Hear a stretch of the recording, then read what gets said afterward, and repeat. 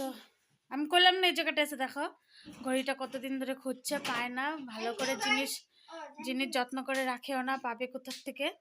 তো good morning everyone, welcome to MT time story blog. তো তোমরা সবাই কেমন আছো? আশা করি খুব খুব ভালো আছো। দেখো ছেলে স্কুল যাওয়ার জন্য রেডি হয়ে গিয়েছে। আর দাঁড়াও, তো দেখো আমি এখানে রান্না বসিয়ে দিয়েছি, বেগুন ভাজি হয়ে গিয়েছে, এদিকে ভাত হয়ে গিয়েছে, ডাল হয়ে গিয়েছে, আর এখানে করছি হলো ইঁচড় তরকারি। আজ করছি পেঁয়াজ দিয়ে রসুন দিয়ে। তো চলো রান্না বান্না করে নিই, তারপরে আমি আবার আসছি। তো ফ্রেন্ডস, এখন কিন্তু বেলা অনেকটাই হয়ে গিয়েছে। দেখো আজকে কিন্তু আমি এত গাফিলতি দিয়েছি, কিছুই কাজ এখনো হয়নি। গ্যাস পরিষ্কার করা হয়েছে, ডাইনিং মোছা হয়ে গিয়েছে, কিন্তু এদিকে দেখো বাসন কুসন সব পড়ে আছে। এখন যাই হলো বেলা 12টা বাজতে তো আমার কিন্তু 12টার থেকে সমস্ত কাজকর্ম হয়ে যায়। দেখো আমি বেড কভারও ধুয়ে দিয়েছি, ঘরটর মোছা হয়নি এখনো। এখনো কিন্তু অনেক কাজ পড়ে আছে।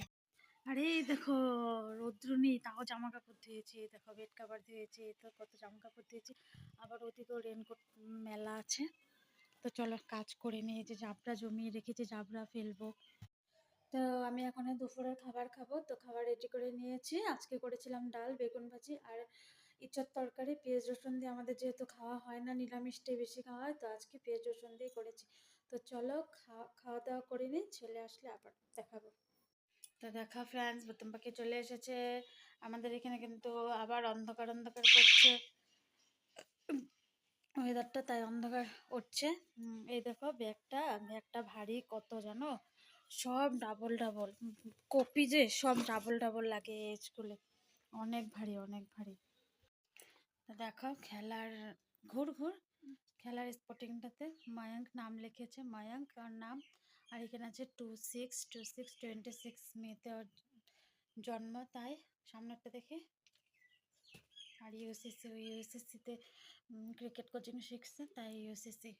এই দেখো এখানেও লাগানো আছে, এখানে এমবি কোম্পানিটা ড্রেসের কোম্পানি হলুক।